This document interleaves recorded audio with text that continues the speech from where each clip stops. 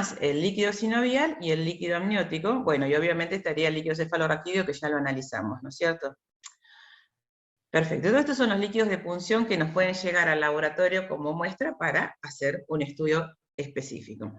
Siempre hay cosas básicas que implica, primero distinguir en si es un trasudado o un exudado, que ahora vamos a analizar, y cada uno tiene su criterio específico para definir si es un trasudado o un exudado. Y siempre, igual que lo vimos antes para el líquido cefalorraquídeo, el estudio de los líquidos de punción implica un análisis macroscópico, aspecto y color, un análisis microscópico, recuento celular, recuento diferencial, un análisis químico y un análisis microbiológico. Todo eso es común al estudio de todos los líquidos de punción. ¿Qué es lo que vamos a ver en esta clase? Vamos a ver el pleural, el peritoneal y el sinovial. El pericárdico, como es muy equivalente a todos estos, se los dejo como tarea para ustedes, para que lo lean de alguno de los tantos libros que les he dejado en la bibliografía. Y el líquido amniótico, les voy a subir un apunte, me olvidé de subírselos hoy. ¿Qué pasa? El líquido amniótico es un apunte editado por la cátedra, de muy fácil lectura. Hoy es cada vez más infrecuente hacer una punción de líquido amniótico porque obviamente es muy invasiva. El estudio del líquido amniótico, como ustedes lo van a leer ahí, les permitía, hay determinaciones bioquímicas que permite establecer la edad gestacional, el nivel de surfactante para ver si hay una madurez pulmonar en caso de que haya que inducir un parto, pero la verdad que hoy todas estas cosas están superadas por las imágenes de altísima resolución. Inclusive el estudio genético hoy se puede hacer a través de una muestra de sangre periférica de la madre, donde podemos separar el ADN fetal que hay en circulación materna, y de ahí hacer un estudio genético. Entonces, verdaderamente el estudio del líquido amniótico está prácticamente siendo, digamos, quedando en el olvido desde ese punto de práctica por la invasividad, no porque no fueran buenas las calidad de las determinaciones. ¿Por qué se los mantengo? Porque, bueno, porque sigue siendo todavía uno de los contenidos mínimos que pide el Ministerio para la currícula de un bioquímico, y porque, como yo digo siempre, uno tiene que enseñar todas las cosas, por lo menos las más básicas, no deben faltar, porque uno no sabe nunca dónde va a ir a trabajar, ¿no es cierto? Entonces, más allá de que podamos tener acceso a tecnología de primer orden, no siempre es así, y bueno, saber que existen otras alternativas en una cierta urgencia nos puede resolver un problema que de otra manera implicaría a lo mejor hasta movilizar el paciente a un centro donde haya esa capacidad de resolución por imágenes, o derivar la muestra en caso que sea tomada una muestra y derivarla a otro laboratorio que tenga otra complejidad y que pueda resolver el problema. Entonces, por eso van a ver que a lo largo de la materia, como les habrá pasado en otras, hay cosas que yo les voy a ir comentando, bueno, esto ya prácticamente no se está usando tanto, pero sepan que existe porque es una estrategia que, frente a situaciones de necesidad, podemos recurrir a ellas. Es decir, no es que se dejan de usar porque eran malas determinaciones, sino porque el avance del conocimiento nos ha permitido obtener otro tipo de estudios diagnósticos. Bueno, entonces, vamos a empezar con el sinovial y el sinovial. Después vemos los que tienen que ver con las cavidades serosas. Líquido sinovial. ¿Dónde está el líquido sinovial? ¿Qué es el líquido sinovial? En las articulaciones. Exacto. ¿Y qué función cumple? Lubricar. Exactamente. El líquido sinovial es el que está dentro de la articulación, que la articulación implica la parte ósea más la parte de ligamentos, tendones, las membranas sinoviales y los meniscos. Bueno, y ahí las membranas sinoviales, los sinoviocitos, que son las células, producen una cierta cantidad de líquido sinovial que, como bien dicen ustedes, es imprescindible para permitir la lubricación, y la lubricación permite el desplazamiento, ¿no es cierto?, y la movilidad de esa articulación. Bueno, en determinadas circunstancias, puede aumentar el contenido de líquido sinovial dentro de la articulación, y eso implica hacer un estudio bioquímico en el laboratorio. Entonces, como le pongo acá, el líquido sinovial es un ultrafiltrado del plasma que contiene, bueno, componentes propios del plasma y a su vez contiene ácido hialurónico. Esto es muy importante. Ustedes se acuerdan que el hialurónico es la unidad que forma la mucina, ¿no es cierto? Y que la mucina es lo que le da esa densidad particular que tiene el líquido sinovial y que va a permitir esa lubricación y el desplazamiento en la articulación. Bien, entonces, cuando es necesario, porque hay un trauma, porque hay un proceso inflamatorio, porque puede haber un proceso infeccioso, hay necesidad de estudiar el líquido sinovial, entonces se obtiene por punción propia dentro de la articulación la punción o la extracción del líquido sinovial se conoce como artrocentesis y la lleva a cabo el profesional preparado por eso, el médico traumatólogo o algún técnico especializado, se no la hace la punción el bioquímico. Y nos llega la muestra al laboratorio. Este no es como en el caso que yo les decía del líquido cefalorraquídeo, que va a ser una muestra de urgencia, pero puede ser que no sea un individuo que está institucionalizado, que está hospitalizado. Bien, esa muestra conviene siempre tomarla en 3 tubos, siempre eso es lo ideal, lo mismo que decía para el líquido cefalorraquídeo, para ya ir pudiendo derivar a las diferentes áreas del laboratorio. El área que se va a encargar del estudio microbiológico, el área que se encarga del estudio citológico, y el área de la química clínica. Entonces, vamos a tener se va a recolectar con heparina o ETA para el estudio microbiológico. Esas instrucciones la dan bien el área de microbiología, como quieren que se recoja el líquido. Anticoagulado para el estudio microscópico, y sin coagulante para ver si coagula, porque es un dato importante de saber si ese líquido coagula. ¿Cuál es la utilidad clínica más importante del estudio del líquido sinovial? Bueno, el estudio microbiológico, es decir, hacer el cultivo para detectar presencia de microorganismos que puedan estar generando un líquido inflamatorio y séptico, porque puede ser que sea inflamatorio pero no séptico, así que haya una inflamación, una acumulación de líquido, una alteración de la funcionalidad de las células sinoviales, pero sin colonización microbiana, es decir, no necesariamente tiene que ser séptico. Y otra cosa importante es el estudio de los cristales, porque eso se asocia con una enfermedad de tipo gotosa, ¿no es cierto?, que es el depósito de cristales en la articulación.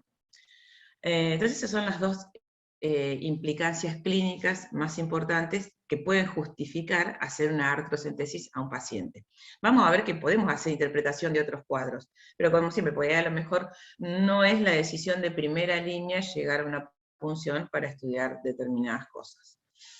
Bien, acá tienen los intervalos de referencia de los componentes o algunos de los componentes del líquido sinovial y comparado con los componentes en el plasma. Son un poco bastante equivalentes en niveles a los del plasma, a diferencia que en el líquido cefalorraquídeo la función de la barrera hematoencefálica, que tenía una permeabilidad altamente selectiva, hacía que los componentes en el líquido cefalorraquídeo estuvieran en niveles mucho más bajos que en el plasma. Recuerdan que hacíamos hincapié en eso el otro día. Bien, entonces, esto, como les decía recién, acá son los estudios básicos, en lo que les digo, el macroscópico, la tinción para ver si hay, inicialmente una tinción de Gram para ver si hay microorganismos y el estudio microbiológico, el recuento diferencial, la presencia de cristales, y puede haber determinaciones complementarias que en ese caso se tienen que indicar en la orden médica que específicamente se quiera estudiar determinados componentes. Bien, con respecto al estudio macroscópico, como siempre, color y aspecto.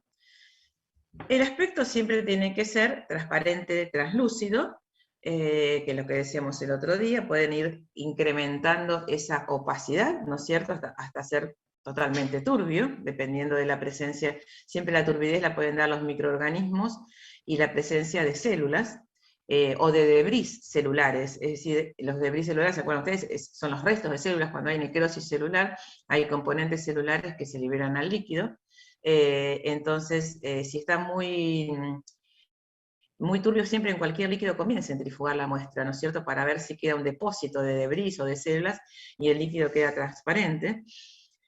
Y el color puede tener un color amarillo pálido, puede ser incoloro, pero no tan terriblemente transparente como les decía en el líquido cefalorraquídeo, puede tener una cierta coloración amarilla muy clara por la presencia de mucina, que es propia del líquido sinovial, ¿no es cierto? Obviamente ese color se puede intensificar y hay que informarlo, puede pasar amarillo, verde, marrón, que me va a estar hablando de un líquido probablemente séptico, es decir, infeccioso, cuando ese color es más intenso. Bien, el recuento celular. El recuento celular, en este caso, fíjense que se los indico acá, se puede hacer, una cosa, me acordé, yo les ponía acá que usar anticoagulante para el estudio microscópico. El estudio microscópico va a incluir el estudio de los cristales. Los cristales se estudian de la misma manera que en un sedimento urinario. Pero ojo, no se puede usar como anticoagulante ni citrato ni oxalato, porque justamente nos puede generar artificialmente depósito, precipitación de cristales de oxalato o de citrato por el anticoagulante. Entonces, utilizar siempre heparina o hépar.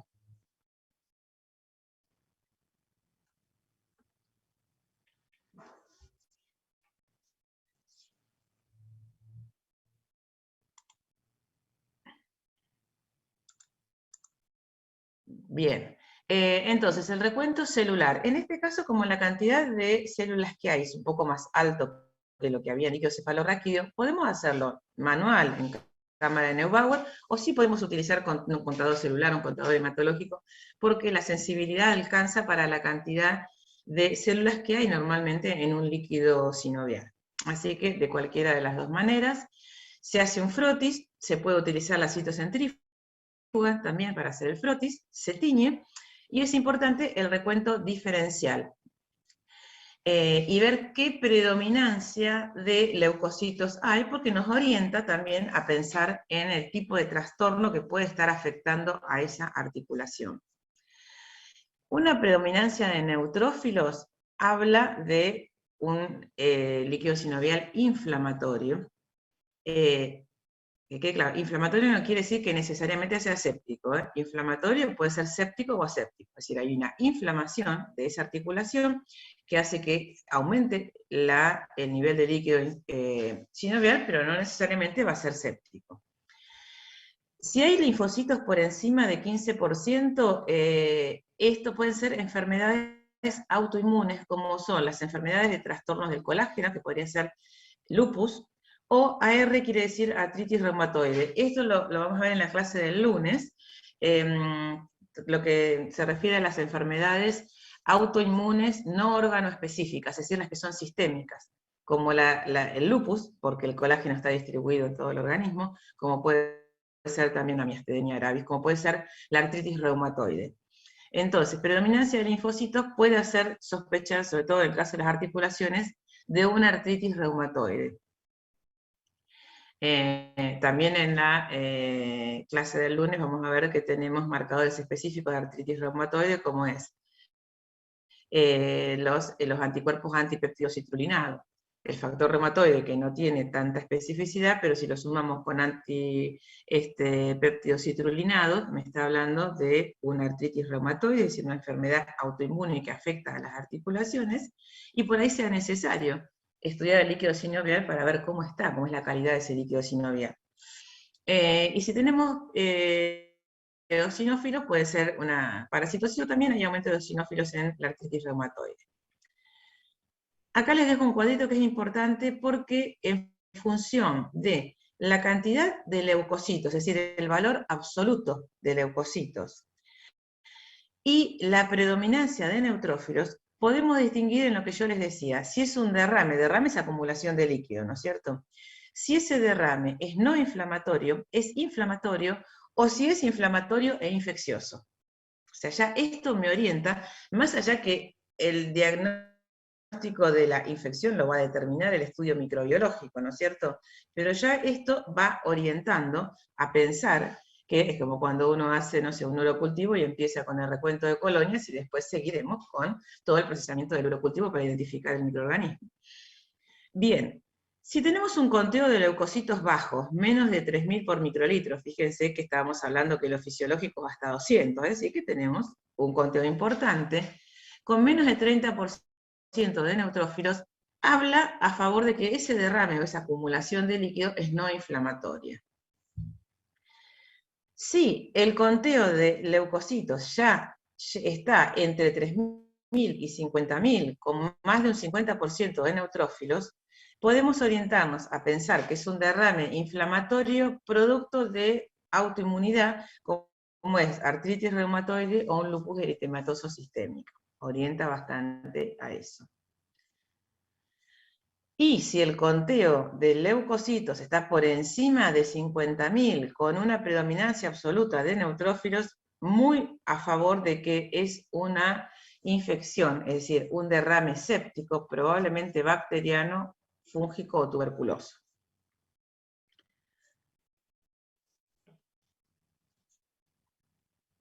Entonces, el recuento diferencial, el absoluto más el diferencial, es muy útil ya para orientarnos dentro del laboratorio a lo que les puede estar pasando y cómo orientar el estudio de ese líquido sinovial en este caso. Bien, ¿qué más? El examen químico. ¿En qué consiste el examen químico? Bueno, ver si el líquido coagula, si se forman coágulos de mucina, para ver si es un derrame inflamatorio. Podemos medir el nivel de proteínas, que también están aumentadas en los derrames inflamatorios. La glucosa tiene una concentración semejante al plasma. Podemos medir cualquiera de estos analíticos, lípidos, enzimas, ácido úrico, pero ninguna de todas estas cosas son muy, de una gran relevancia clínica. Si el médico quiere, es necesario que lo indique, ¿no es cierto?, en la orden, pero no aporta mucho al diagnóstico. Sí es importante estudiar los cristales, entre porte y cubre, como decíamos, al igual que los cristales en el sedimento urinario, por microscopía de contraste fase o de luz polarizada, y los cristales más frecuentes pueden ser urato, pirofosfato de calcio, apatita, oxalato de calcio o de colesterol. Es decir, que hay que buscar la presencia de esos cristales, puede hablar a favor de que ese derrame inflamatorio, que probablemente sea aséptico, sea por la presencia de cristales, por el depósito de cristales sobre la articulación. Y para el microbiológico, estos son los principales microorganismos que habría que concentrarse en buscar, que son los frecuentemente colonizan y generan un derrame inflamatorio séptico.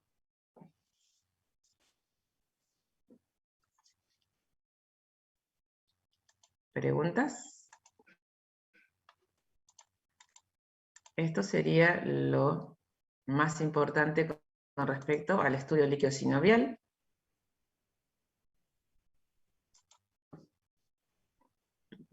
Recuerden que lo van a asociar con lo que vean en la clase del lunes con respecto a las determinaciones bioquímicas para la artritis reumatoide. Bueno, ahora pasemos a los líquidos serosos. Los líquidos serosos son los líquidos que normalmente tenemos en una cavidad serosa. ¿Quién me sabe decir lo que es una cavidad serosa? ¿Y cuáles son?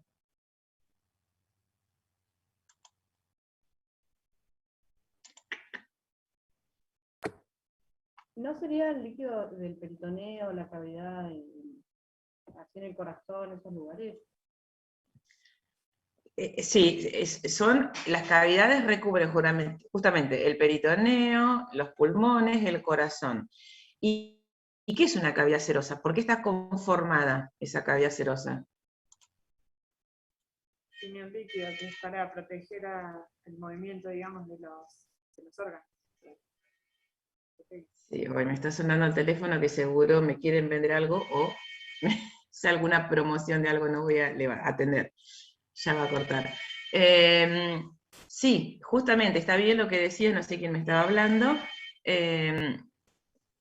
Las cavidades serosas es ese espacio que hay entre dos membranas, o sea, las membranas serosas que se acuerdan que tienen una hoja parietal y una hoja visceral, ¿no es cierto? Entre ese espacio que es muy pequeñito, hay un espacio que está ocupado por un determinado volumen de líquido, que en condiciones fisiológicas el volumen de líquido es muy bajo. Y es como ustedes dicen, permite lubricar, permite permitir el desplazamiento, por ejemplo, frente a los movimientos propios, por ejemplo, la pleura en el movimiento de inspiración y expiración de los pulmones, y también amortigua a los órganos que recubre frente a determinados cambios, traumas, etc. Bien, entonces, a ver, líquidos serosos. Entonces, es como le pongo acá, ultrafiltrado del plasma, que está, se ubica en las cavidades serosas. La cavidad serosa es el espacio que está entre las dos hojas, parietal y visceral, de la membrana serosa. Y las cavidades serosas son la pleura, el pericardio y el peritoneo. Un derrame va a ser cuando hay una acumulación exagerada de líquido en esa cavidad serosa. Y acá, para los líquidos serosos, los derrames se los llama de dos maneras distintas: trasudado o exudado. Entiendo que ya lo deben haber visto o en fisiopato o en fisiología. Bien, un trasudado es un derrame, es decir, acumulación de líquido, pero no inflamatorio. Cuando hablo de no inflamatorio, no hay compromiso de las serosas. Las serosas no están dañadas. En cambio, un exudado va a ser un derrame inflamatorio, donde hay compromiso de las serosas, donde probablemente hay alteración de la permeabilidad de esas serosas, y el exudado puede ser séptico o aséptico, es decir, que haya una infección microbiana o no la haya.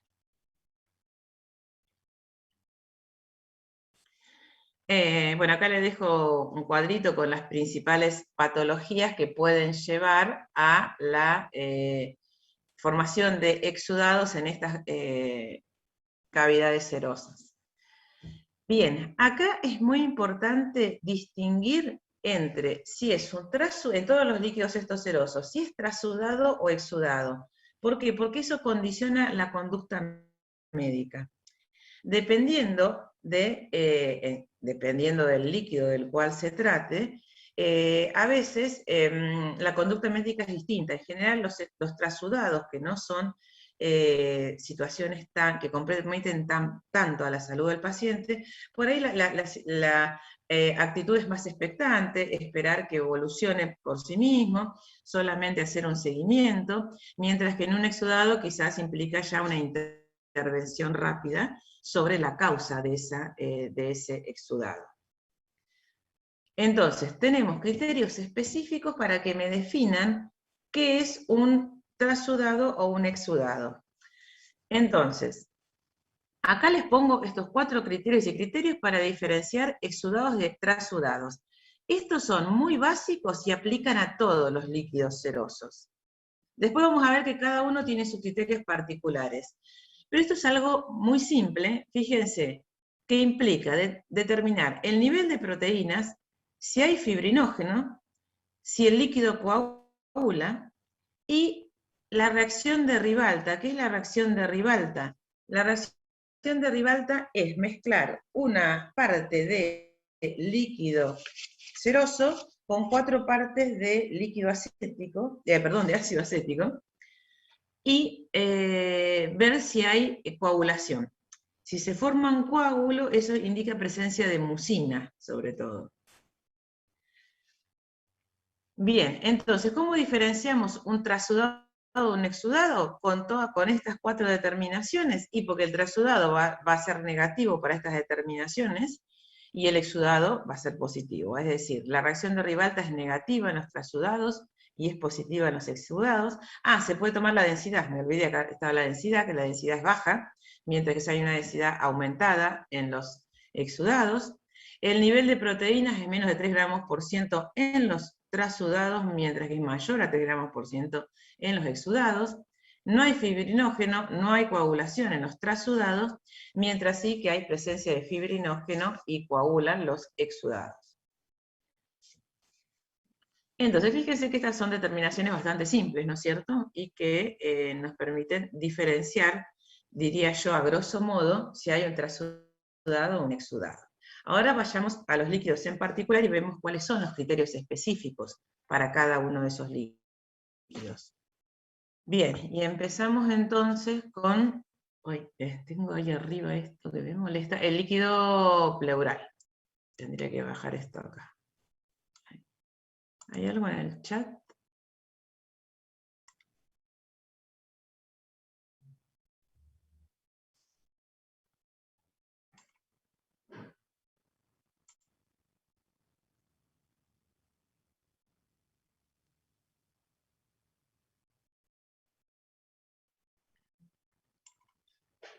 Perfecto. Florencia, ya leí el mensaje, totalmente justificado lo que me decís. Bien, el líquido pleural. El líquido pleural, entonces, es lo que se acumula en la cavidad pleural, ¿no es cierto? Y lo que permite la lubricación y el desplazamiento de una hoja parietal y visceral de las pleuras cuando respiramos, ¿no es cierto? Bien. Trasudados y exudados. En general los trasudados son bilaterales, mientras que los exudados suelen ser unilaterales. Bueno, acá tienen una tablita donde les muestra las principales afecciones o situaciones clínicas que generan un exudado o un trasudado, se le acumula un derrame pleural. ¿Cuáles son los criterios para distinguir entre trasudado o exudado? Bien, la toma de muestra también la hace el profesional capacitado, no la hace el médico. Se recoge en tubos con anticoagulante como heparina huecta para recuento celular y diferencial. El microbiológico, salvo que bacteriología lo indique, no lleva anticoagulante.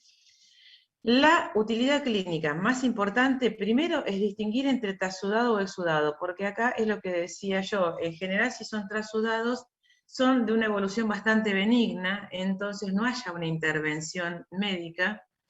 Bien, ahí está entrando alguien. En cambio, en exudado sí, el exudado implica ya una intervención médica. Salvo que un trasudado sea una acumulación muy grande de líquido, implique drenar ese líquido, ¿no? También.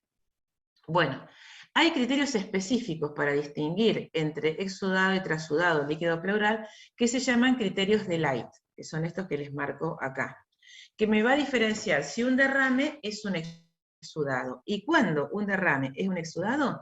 Cuando se cumple uno de estos tres criterios, los tres de arriba, no se los indiqué, son los criterios mayores. ¿Qué quiere decir? Que son los principales que me van a diferenciar entre exudado y trasudado. ¿Cuáles son esos criterios? Se los leo. PT quiere decir proteínas totales. Entonces, hacer la relación entre las proteínas totales que hay en el líquido pleural dividido las proteínas totales en el suero. Si esa relación es mayor o igual a 0,5, ya es un criterio positivo. Lactato de hidrogenasa, la relación de los niveles que hay de lactato de hidrogenasa en el líquido sobre los niveles de lactato de hidrogenasa en suero, y también mayor o igual a 0,6, perdón, en este caso. ¿Quién se acuerda, si me sabe decir qué es la lactato de hidrogenasa? Porque es importante, el LDH lo hacemos muchas veces, con mucha frecuencia.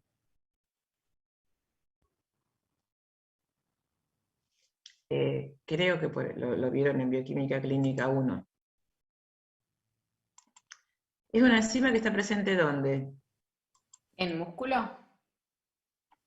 No, en todas las células prácticamente. La lactato dehidrogenasa es una enzima ¿Es ubicua intracelular? es intracelular. Entonces, aumento de lactato dehidrogenasa me va a estar hablando de rotura celular, de liberación de... En músculo podemos tener una CPK por ahí u otras enzimas más específicas. Pero la lactato dehidrogenasa está prácticamente presente en todas las células, y cuando tenemos niveles elevados de LDH me está hablando de que hay probablemente muerte celular o destrucción celular. Por eso que es importante hacer los niveles, y también el tercer criterio es medir la actividad de la lactato dehidrogenasa en el líquido pleural, y si está 2/3 por encima, ¿no?, del límite superior de la actividad en suero, también es un criterio positivo. Entonces, sí, con que uno de estos tres dé positivo, ya está hablando a favor de un derrame. En el caso que las cosas sea dudosa, podemos agregar los criterios menores, que son los niveles de colesterol en el líquido pleural, que tienen que superar este valor de 1,16, la relación de colesterol en el líquido pleural sobre el líquido en suero, mayor de 0,3, y el gradiente de albúmina, que el gradiente de albúmina es la diferencia entre la albúmina en suero menos la diferencia de la albúmina en el líquido pleural. Esos son los criterios menores que se pueden adicionar si es que si tenemos dudas con los criterios mayores.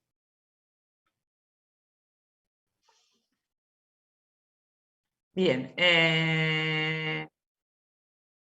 acá en esta tablita tienen como siempre, las pruebas recomendadas para el estudio líquido pleural, como siempre, el estudio macroscópico, el microscópico, el recuento diferencial, el microbiológico, y algunas que pueden ser en determinadas circunstancias y que tienen que ser pedidas específicamente en la orden para que se haga.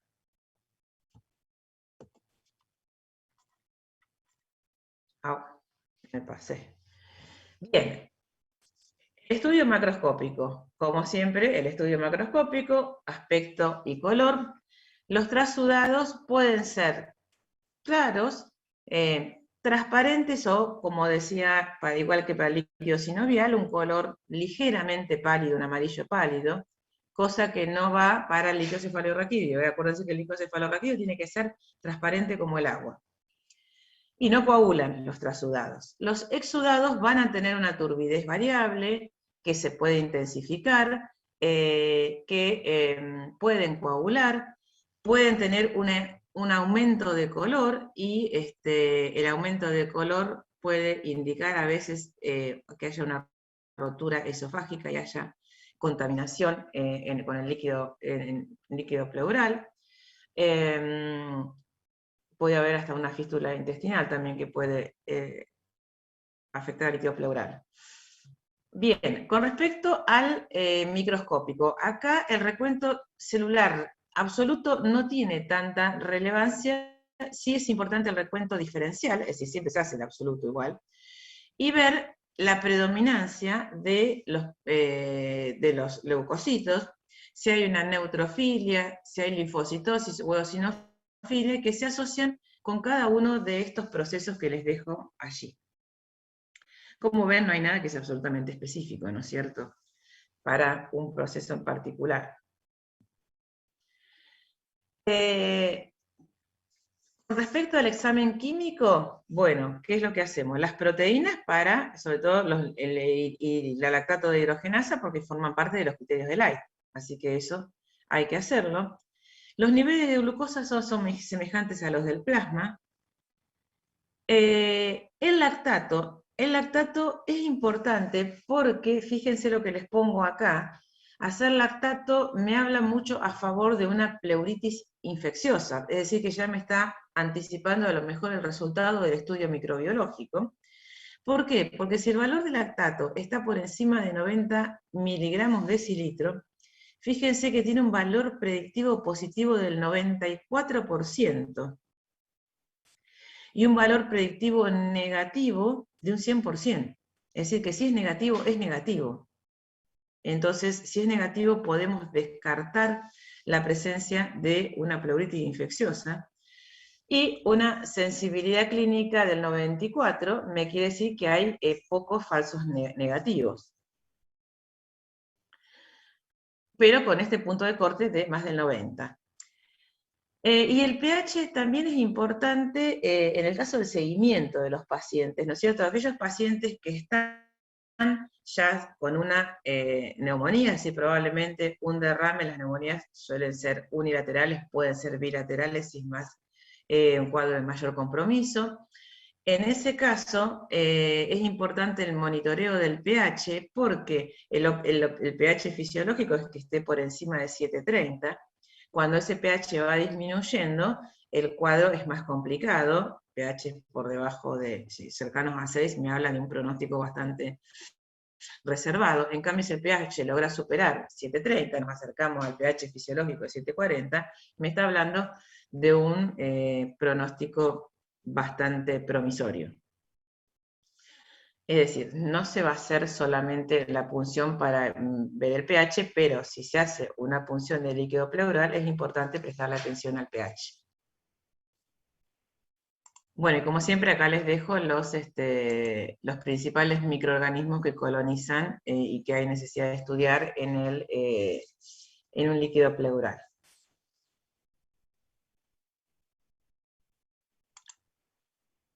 ¿Alguna pregunta?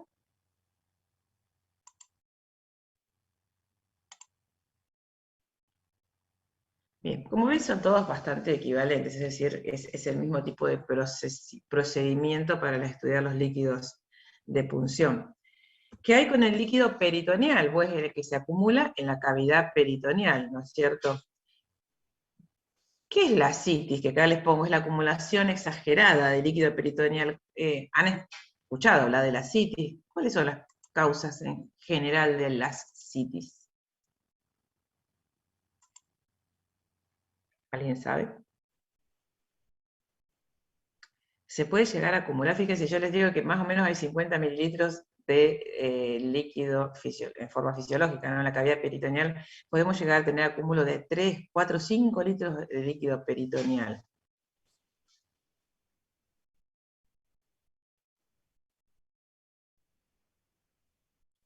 La citis... ¿Cuando varía la presión oncótica? Bien. Bien. ¿Y ¿Pero podría estar relacionado con alguna enfermedad hepática? Exactamente, está asociado con enfermedades hepáticas o también con una enfermedad hepática como es una cirrosis, que ya lo vamos a ver cuando veamos función hepática, es decir, que hay en la cirrosis, que son esos procesos crónicos de degeneración de la estructura, de la arquitectura propia del hígado, hay mucha alteración de la síntesis de proteínas, ¿no es cierto? Entonces baja la cantidad de, o sea, los niveles de albúmina, y eso hace que baje la presión oncótica. También puede haber una hipertensión portal por una insuficiencia cardíaca congestiva, y eso lleva a la acumulación de líquido en el peritoneo. Estas son algunas de las causas principales de la acumulación del líquido ascítico. Bien, acá les pongo que los criterios para distinguir entre trasudado y exudado no son tan claros como Light, ¿no es cierto? Light lo define muy claramente para el líquido pleural. Para el líquido peritoneal se aplican los criterios de Boyer, que son equivalentes a los de Light con otros puntos de corte, ¿no es cierto? Y lo mismo, uno o más positivo es un exudado. Proteínas en el líquido pleural sobre proteínas en suero con un valor mayor a 0,5. Lactato de hidrogenasa, relación entre líquido peritoneal y suero mayor de 0,6, o actividad lactato de hidrogenasa en el líquido, perdón, peritoneal, creo que dije pleural, mayor a 400, es un criterio positivo para decir que es un exudado. Y alternativamente podemos hacer la relación de bilirrubina entre líquido peritoneal y suero, y de colesterol entre líquido peritoneal y suero. ¿Por qué es tan difícil, o no hay criterios tan claros? Por el factor dilución. Como yo les digo, puede haber mucha acumulación de líquido peritoneal. Entonces, es difícil encontrar la acumulación de alguno de estos analitos que superen los puntos de corte que establecen los criterios. Por eso que es difícil establecer criterios. Hay otro criterio adicional, que es este, que es el criterio de Gasa, es el gradiente de albúmina, que es la diferencia entre los niveles de albúmina que hay en suero menos los niveles de albúmina que hay en líquido acítico. Cuanto más bajo, con respecto al punto de corte que se establece, es ese valor, me habla más a favor de un compromiso, ¿no es cierto? Porque quiere decir que si esta diferencia es más baja, estoy teniendo valores más altos en el líquido acítico. Entonces, si esa diferencia es mayor de 1,2, pensamos en un trasudado, que podría ser, por ejemplo, una asitis por hipertensión portal, como les decía, pero hay una cirrosis. En cambio, valores por debajo de 1,2 puede ser una tuberculosis, puede ser una pancreatitis, puede ser un cuadro neoplásico. Los cuadros neoplásicos, sobre todo, que afectan a los órganos que recubren el peritoneo, y inclusive a aquellos neoplasias que afectan precisamente a las células peritoneales, suelen cursar con mucho aumento de líquido acítico. Pero ojo, no quiero decir que porque hay acumulación de líquido acítico va a haber una neoplasia, quede claro que no es eso. Bien, como siempre, las principales razones, causas por las cuales se pida un estudio de líquido acítico, y lo que vamos a hacer de forma rutinaria, el estudio microscópico, citológico, la tinción y el estudio microbiológico correspondiente, y el gradiente de albúmina para completar los criterios de Boyer. La extracción del líquido acítico también la hace el profesional capacitado para eso, no lo hace el bioquímico, es una paracentesis, se recibe con heparina huecta para recuento diferencial y celular, y si se necesitan algunas determinaciones específicas, el médico lo pedirá específicamente. Bien, ¿qué tenemos que ver? El estudio macroscópico, otra vez, color y aspecto. Lo posible, un aspecto translúcido, de un color amarillo pálido, como decimos para los otros líquidos. Ese aspecto es normal, pero el aspecto, si se va intensificando y va pasando a un aspecto lechoso, con un color intenso que puede llegar a ser un color verde bilioso, en ese caso estamos hablando de exudados. El color verde bilioso puede hablar de una perforación intestinal, una perforación del tracto biliar, alguna enfermedad gastrointestinal. El aspecto, como yo les decía, una pancreatitis también puede estar generando un aspecto medio opaco. El aspecto lechoso se puede asociar con algunas, con cirrosis, con algunos carcinomas, con enfermedades parasitarias. Es decir, que son datos que hay que informar. Con respecto al microscópico, es importante el recuento absoluto y el recuento diferencial. ¿Por qué? Porque acá les pongo que les permite distinguir una PBE, no se los aclaré, es peritonitis bacteriana espontánea. ¿Saben lo que es una peritonitis bacteriana espontánea?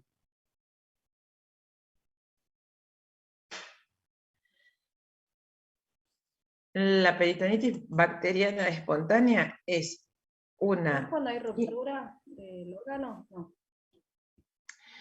No, una peritonitis es cuando hay una ruptura en general de una porción del intestino, puede ser el apéndice, ¿no es cierto? Y bueno, y genera una infección que puede ser sistémica.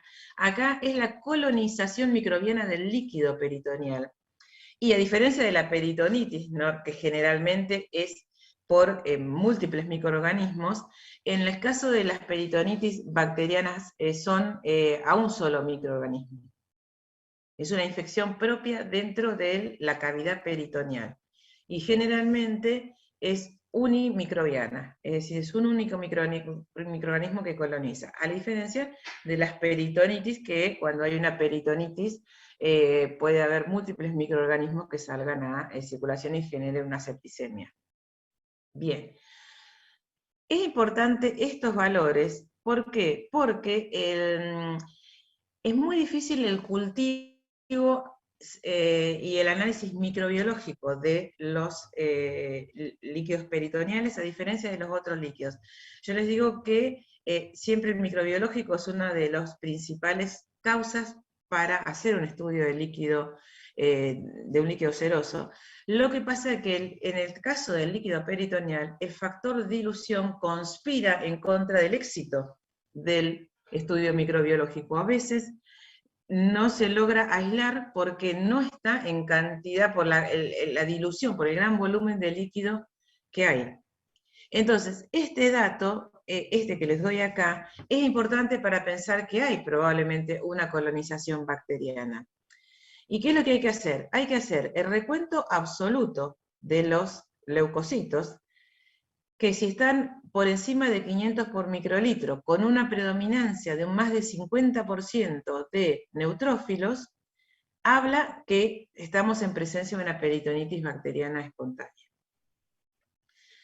Fíjense los datos de clínicos. Si los neutrófilos están por encima de 250, estamos hablando de una sensibilidad clínica del 90% para peritonitis bacteriana. Es decir, que pesquisamos una gran cantidad de verdaderos positivos. Si los neutrófilos están por encima de 500, ya tenemos una sensibilidad clínica del 94%, prácticamente muy pocos falsos negativos. Si no, se me están escapando casi ninguno. Entonces, esto es un dato útil porque que un cultivo de negativo no necesariamente descarta la posible presencia de los microorganismos.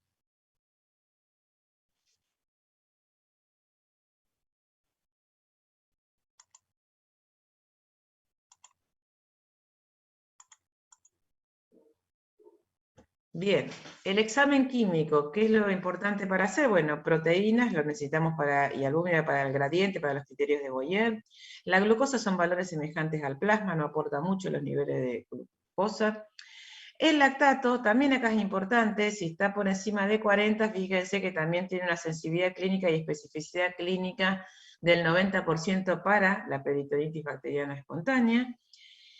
El pH por debajo es 7,32 con un recuento celular positivo, también buena sensibilidad y especificidad clínica, es decir, todo esto ayuda a orientarnos a la peritonitis bacteriana, por esto que les digo acá, porque si bien el estudio microbiológico es mandatorio, solo son positivos en el 50% de los casos, porque no se logra aislar, inclusive a veces, o aplicando, ustedes lo habrán visto en microbiología, en bacteriología, que tenemos técnicas para concentrar esa muestra.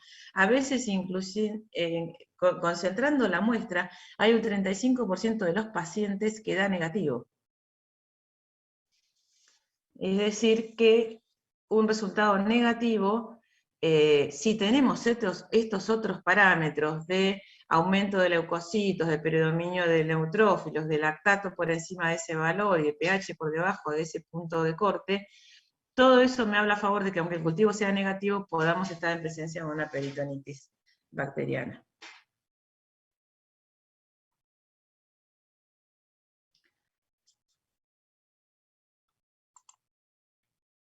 ¿Está claro? ¿Preguntas? Bueno, hasta acá entonces lo que les dije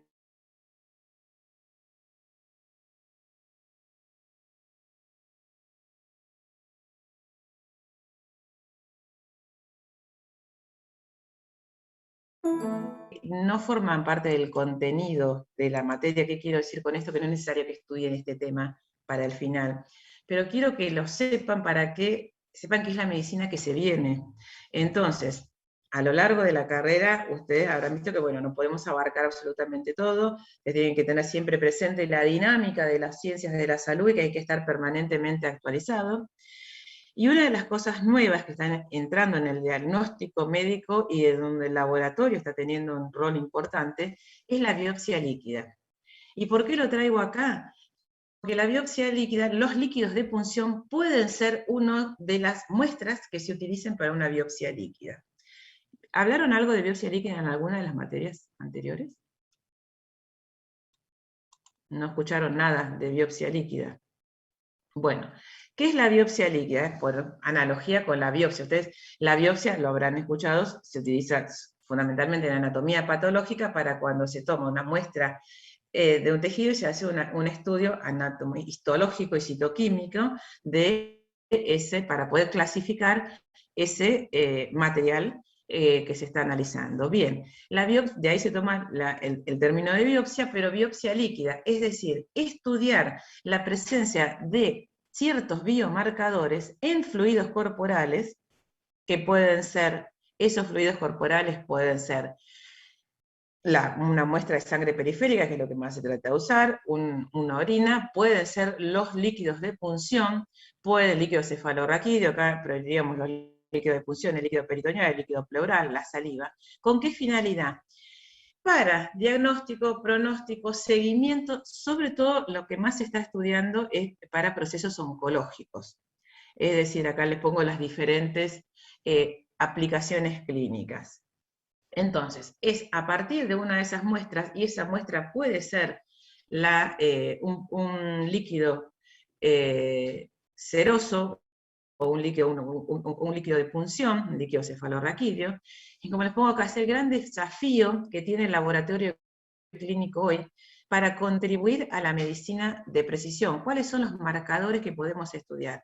Podemos estudiar el ADN tumoral, porque hay liberación, cuando hay un tumor, un proceso oncológico, hay liberación de material genético, ADN y ARN, propio del tumor que llega a la circulación o a los líquidos de punción.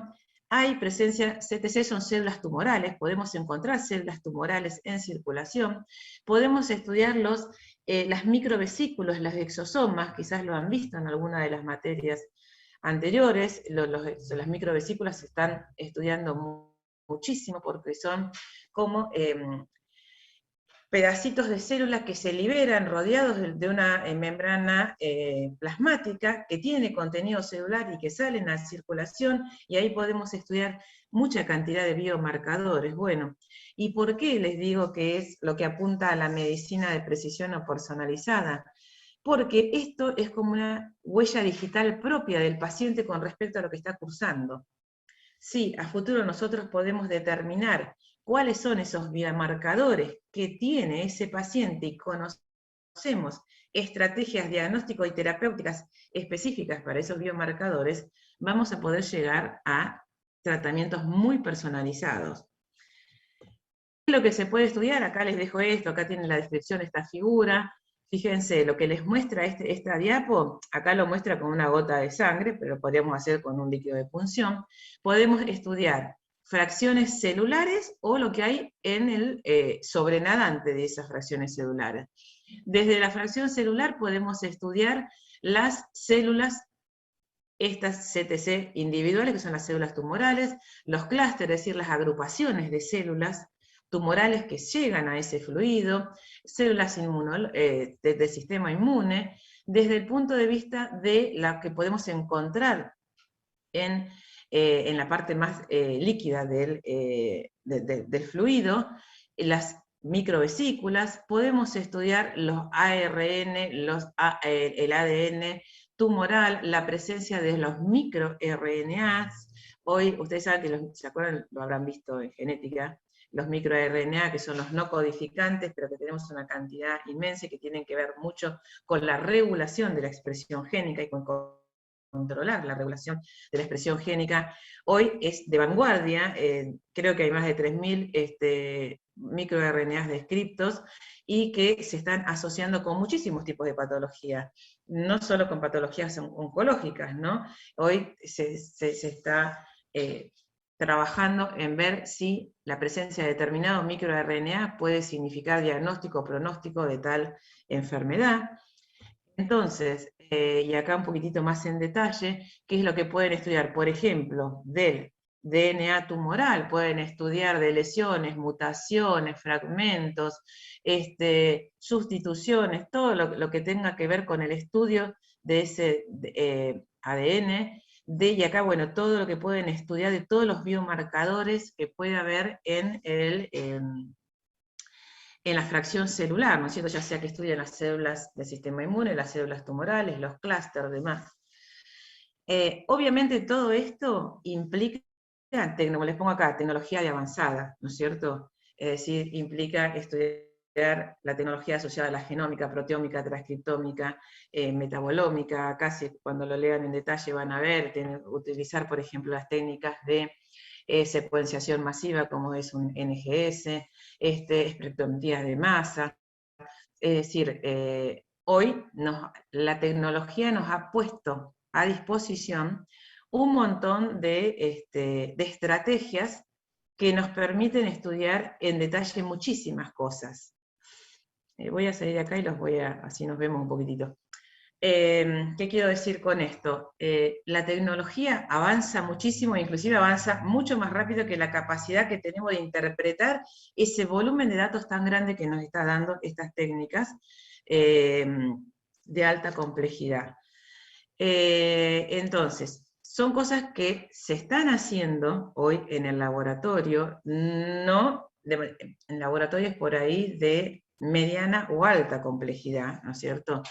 La limitación, ¿cuál es la gran limitación que hoy tiene todavía la biopsia líquida? Es la interpretación, el poder definir qué indica ese biomarcador que yo estoy evaluando y que de repente me lo encuentro presente o ausente, o me lo encuentro, hice un microarray específico y aumentó en gran cantidad o no. Esta es una de las estrategias que yo les decía que va a reemplazar al mapeo genético para un líquido amniótico. ¿Por qué? Porque podemos estudiar a partir del RNA fetal muchos biomarcadores haciendo un NGS, por ejemplo, ¿no es cierto? Entonces, la limitación está porque todavía no tenemos volumen suficiente de estudios prospectivos en poblaciones grandes que nos puedan establecer valores de referencia, que nos puedan determinar si este biomarcador, ¿qué me está diciendo? ¿Qué es un valor predictor de pronóstico? ¿Es un valor predictor de respuesta a una terapia? Porque es muy importante, asociarlo mejor. Si este individuo tiene este marcador, quiere decir que probablemente responda mejor o peor a tal terapia. Entonces, eso es lo que apunta a la medicina de precisión, ¿se entiende? Encontrar marcadores que, como lo decimos siempre, somos individuos individuales. O sea, si bien tenemos características generales para las patologías, sobre todo en las neoplasias, son muy específicas del individuo. No todos los individuos responden de la misma manera. Hoy, por ejemplo, tenemos fármacos que son capaces de revertir los cambios epigenéticos. Ustedes saben que los cambios epigenéticos, acetilación, metilación, etcétera, pueden ser revertidos. Hoy tenemos fármacos que revierten los cambios epigenéticos. Entonces imaginemos a futuro un escenario que podría ser determinar que un determinado proceso oncológico, la causa es solamente un cambio epigenético, a lo mejor no tiene que ver ni con una mutación, ni con otra cosa. Entonces, una detección temprana de eso podría decir que a ese individuo ya lo ponemos en un tratamiento antiepigenético y por ahí pueda resolver su patología. Se entiende cuál es el gran desafío de la medicina, ¿no? Pero que estamos todavía lejos de poder tener todo el conocimiento. La tecnología avanza mucho más rápido que la cantidad o la capacidad que tenemos de generar estudios. ¿Por qué? Porque los estudios son a largo plazo. Si no podemos resolver algo, las cohortes hay que estudiarlas en función del tiempo. Entonces, esa sigue siendo hoy la principal limitación al momento de interpretar. Un estudio de un NGS o una Big Data, por ahí no se informa en 2-3 días. El aparato me va a dar el resultado en 2-3 días, pero a lo mejor el informe puede tardar 2 semanas, 3 semanas. ¿Por qué? Porque hay que buscar mucha información sobre eso para determinar qué informo. No voy a alarmar a alguien por informar algo que en realidad no tenía ninguna relevancia clínica, por ejemplo. Entonces, bueno, eso es lo que se viene. Cada tanto les vamos a ir tirando algunas cosas que sepan, que esto no es para que lo estudien. De hecho, nosotros lo damos, por ejemplo, en el posgrado. Yo en este momento estoy dictando un curso de posgrado, siempre en el primer cuatrimestre damos curso de posgrado, que implica sobre estas cosas de avanzada, ¿no es cierto? Y que para ustedes tengan presente que hay que estar actualizados permanentemente, que la dinámica de la bioquímica nos lleva a que necesitamos estar permanentemente actualizados. Y lo que yo les digo, esto del gran volumen de datos, un área de vacancia que tenemos hoy es la bioinformática. Y si a alguno de ustedes le interesa, piensen por ahí en que podrían tener capacidad de desarrollarse en la bioinformática. Hoy se necesitan los bioinformáticos para procesar el enorme volumen de datos que tira toda esta tecnología.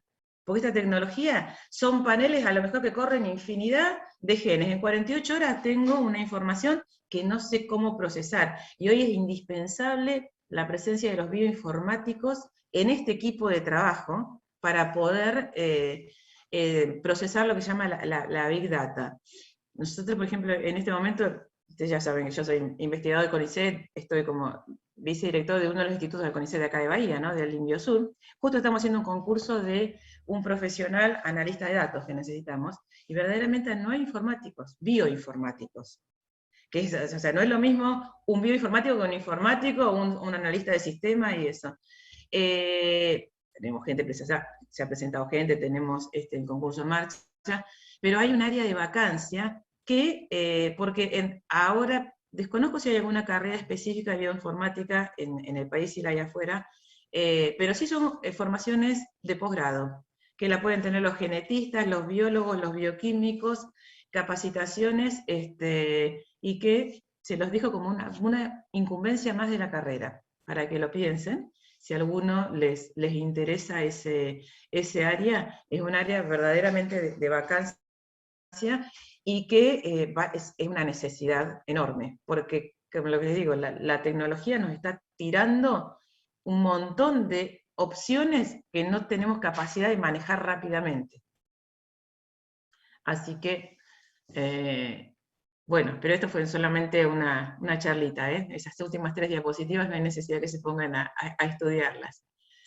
¿Preguntas, comentarios, algo?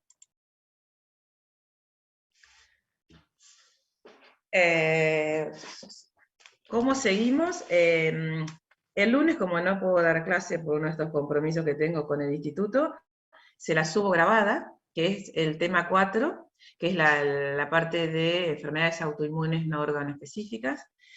Después el miércoles, la semana que viene es toda sincrónica, porque el miércoles es la clase de banco de sangre que Belén usa la modalidad sincrónica, y después viernes y lunes corresponde a hemostasia. Pablo el viernes les va a subir grabada la clase porque tiene también un compromiso y no puede dar clase sincrónica. Les recomiendo que posible si la pueden escuchar, porque el lunes él va a terminar el tema de hemostasia, que es sincrónico. Está todo detallado, bien detallado en el cronograma de clases teóricas. Y a partir del miércoles vuelvo yo ya con toda del miércoles, que sería, que es miércoles 8. Y ya ahí vamos a iniciar, ya vamos a haber terminado todas las 7 unidades, empezamos con la 8, que es todo el capítulo de función endocrina. Y son, salvo cuando tenga algún compromiso así, son todas sincrónicas. Bueno, si no tienen ningún comentario, duda, nada, se pueden ir yendo. Profe, Y yo ¿sí? yo te quería Sí. hacer una pregunta sobre el cronograma. Sí. De lo que subieron el otro día, aparece una evaluación el 10 de noviembre, el parcial, y el 11